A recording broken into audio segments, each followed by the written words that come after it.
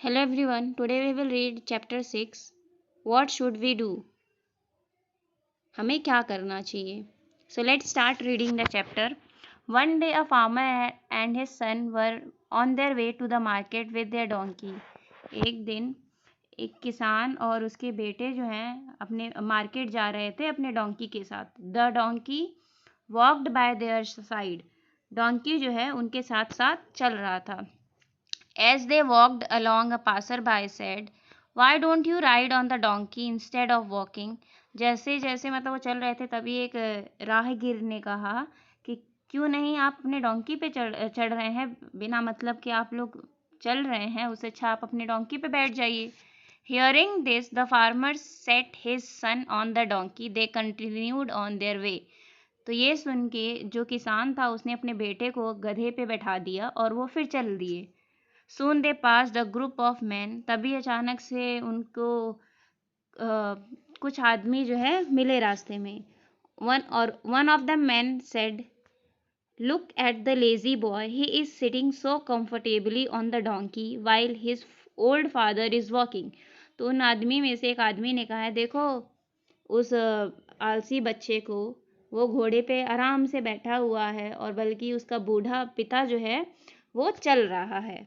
So the farmer asked his son to get off. He got on to the donkey himself. तभी किसान ने अपने बेटों को घोड़े पर से उतार दिया, गधे पर से उतार दिया और बच्चे की जगह खुद ही गधे पर बैठ गया. They had not gone very far when they passed two women. वो ज़्यादा दूर नहीं गए थे तभी रास्ते में उनको दो औरतें मिली. One of the women said to the other. उनमें से एक औरत ने दूसरे से कहा, "What a shame! That lazy man rides the donkey with his poor little son trudges along."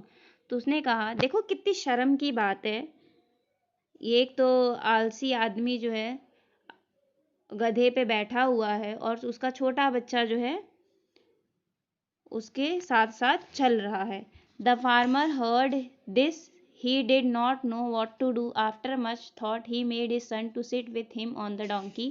They continued thus for some time.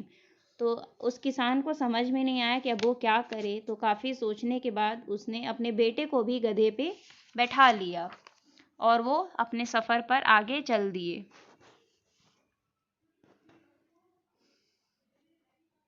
After an hour they reached the town. Now the people in the streets began to mock them. एक घंटे के बाद वो एक गांव की पहुंचे. तो वहाँ पे जो सड़क पे जो लोग थे वो लोग उनका मजाक उड़ाने लगे. The farmer stood and asked group of them, "Why are you laughing at us?" तो फार्मर उतरा और उनसे पूछने लगा कि तुम हंस क्यों रहे हो हमारे ऊपर. The man asked, "How can you overload the poor animal with yourself and your son? Aren't you ashamed of yourself?" तो उनमें से एक आदमी ने कहा कि तुम कैसे एक बेजान से गधे के ऊपर तुम अपना भार भी दिए हुए हो और अपने बच्चे का भी दिए हुए हो. तुमको क्या शर्म नहीं होता कि तुमने उस पतले से जानवर के ऊपर तुम दोनों बैठे हुए हो. The farmer and his son began to feel sorry for the donkey. They got off the donkey and began to think what they should do. They thought and thought and thought. अब किसान और उसके बेटे जो हैं उनके दिल में थोड़ा सा घोड़े के लिए मतलब दया आई. तो फिर अब वो दोनों घोड़े से उतर गए और फिर सोचने लगे कि अब क्या करें. और काफ़ी सोचने के बाद उनको ख्याल आया.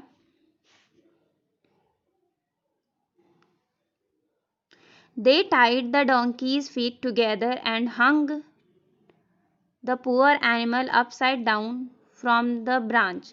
उसके बाद काफ़ी ख्याल करने के बाद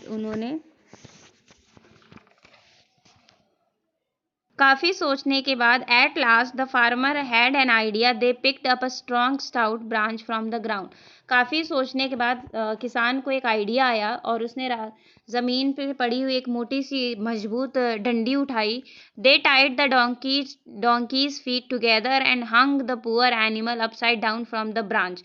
और उसके बाद दोनों बाप बेटे ने मिलके गधे का पैर जो है उस लकड़ी से बांध दिया और उसको उल्टा लटका दिया।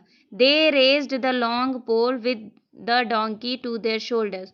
और उसके बाद दोनों लकड़ी का एंडिंग पार्ट जो था दोनों ने एक दूसरे के कंधे पे रखा और उसके बाद वो आगे चल दिए। In this way they carried the donkey along the amidst the laughter of all who met them till they reach the market. और इसके बाद वो वहाँ से चल दिए और वो दोनों चलते चलते वो मार्केट पहुँचे।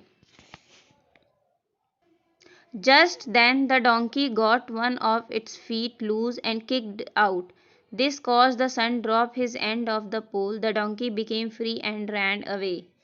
तो उसके बाद क्या हुआ, तभी एक गधे का जो पैर है वो रस्सी से निकला और उसने लात मारी, जिसकी वजह से उसके बेटे से वो डंडी गिर गई।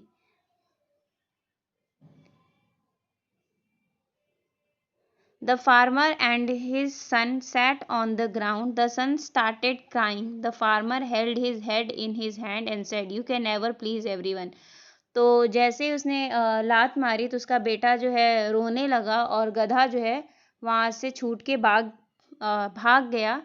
और किसान ने अपने सर पे हाथ रखी और बोला कि you can never please anyone, हम कभी किसी को खुश नहीं कर सकते। तो इस स्टोरी से हमें यही सीख मिलती है कि हम चाहे लाख कितना भी अच्छा क्यों ना कर लें, लेकिन हम कभी भी किसी को खुश नहीं रह पाएंगे। हमेशा कोई ना कोई कमियां ज़रूर बच ही जाएंगी। देखिए, स्टार्टिंग में गधे बेटे के ऊपर बैठाया तो भी लोग हंसने लगे, बाप ऊपर बैठा तो भी लोग हंसने लगे, उसके बाद जब दोनों गधे के ऊपर बैठे तो भी लोग हंसने लगे, उसके बाद गधे को जब इन लोगों ने आराम देने की कोशिश की तो तब भी सब हंसने लगे। तो हमें इस स्टोरी से यही सीख मिलती है कि हम कुछ भी क्यों ना कर लें, लेकिन कभी भी हम किसी को खुश नहीं रख पाएंगे। ये आपकी स्टोरी थी। होप आप सबने अच्छे से समझ ली होगी। Thank you everyone.